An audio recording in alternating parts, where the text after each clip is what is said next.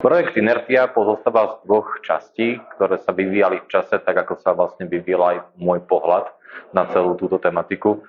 V zásade zamýšľam sa nad tým, v akom stave sme ako spoločnosť a kde to má možno východiska. V zásade mám pocit, že ak sa chceme posunúť ďalej, tak sa potrebujeme sa na chvíľočku zastaviť a baviť sa o tých veciach, ktoré možno často boli aj nejakým spôsobom zamlčané.